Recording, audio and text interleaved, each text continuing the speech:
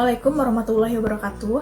Perkenalkan, nama saya Indri Oktaviani, kelas K01 Pendidikan Bahasa dan Sastra Indonesia dengan NIM 180388201014 dengan mata kuliah Psikolinguistik. Di sini saya akan membawakan tugas yang bertemakan tentang kendala atau masalah seseorang dalam berbahasa atau berbicara. Nah, maka tidak jauh dari itu ada sangkut pautnya dengan berbahasa. Yang pertama, bahasa merupakan suatu sistem simbol-simbol bahasa atau kata-kata yang diorganisasikan dan dipergunakan oleh manusia untuk berkomunikasi. Seseorang yang dapat mengalami gangguan bahasa menunjukkan adanya gangguan dalam memahami serta menggunakan lambang-lambang atau simbol baik lisan ataupun tulisan.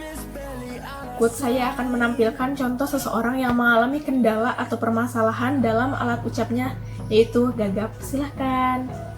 Saya membawa contoh seseorang yang terjadi gagap dalam alat berbicaranya. Nah, ikuti selanjutnya ya. Juga deh. Selamat pagi, Pak. Pagi. Di sini saya membawa suatu contoh untuk ujian akhir semester mata kuliah Psikolinguistik yang berjudul kendala atau masalah yang terjadi dalam alat berbicara atau berbahasa. Silahkan diperkenalkan.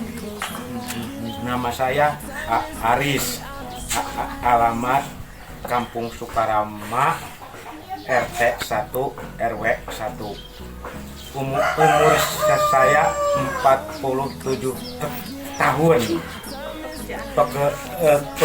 Pekerjaan serabutan. Adanya gangguan dalam berbahasa atau berbicara terhadap seseorang banyak sekali jenis dan macamnya. Salah satu contohnya yang pertama adanya gagap ataupun kebisuan. Nah, jadi untuk kali ini saya membawa jenis dalam analisis tugas UAS Psikolinguistik, yaitu tentang seseorang yang terjadi permasalahan pada alat ucapnya, itu gagap. Nah, jadi gagap adalah kondisi di mana penderitanya mengalami gangguan dalam berbicara. Penderita gagap biasanya mengulang suku kata atau memperpanjang penyebutan suatu kata ketika berbicara. Nah, jadi apa saja sih penyebab terjadinya gagap tersebut? Bersama terjadinya pada pertumbuhan.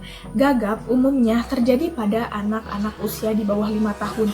Gagap yang muncul merupakan bentuk keterbatasan dalam menyampaikan suatu maksud melalui bahasa atau perkataan.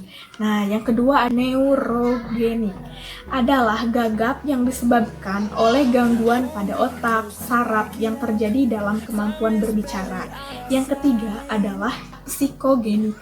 Tipe ini disebabkan oleh adanya trauma atau masalah dalam pemikiran atau penalaran seseorang. Itu terdapat beberapa faktor resiko yang memicu munculnya gagap. Yang pertama, tumbuh kembang yang terhambat. Nomor 2, jenis kelamin. Jenis kelamin pada orang gagap biasanya kebanyakan berjenis kelamin laki-laki. Yang kedua, stres. Yang keempat, keturunan. Nah, untuk yang terakhir adalah bagaimana sih metode yang digunakan untuk mengobati orang gagap. Nah, di sini ada 3 poin yang harus kalian ketahui. Yang pertama adalah terapi berbicara. Nah, pada terapi berbicara, pasien akan diberikan arahan untuk meminimalkan munculnya gagap dengan berbicara perlahan, mengatur secara pernapasan, dan memahami kapan gagap akan muncul. Yang kedua adalah menggunakan peralatan khusus. Nah, jadi pasien dapat menggunakan peralatan khusus yang bertujuan untuk mengendalikan gejala. Salah satu alat gagap adalah DAV atau Delayed Auditory Feedback.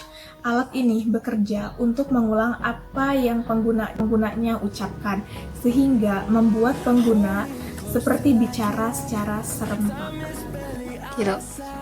Selanjutnya, untuk yang ketiga adalah terapi perilaku kognitif yang bertujuan untuk mengubah pola pikir yang dapat memperburuk kondisi. Dan metode ini juga dapat menghilangkan stres dan rasa gelisah yang memicu gagap.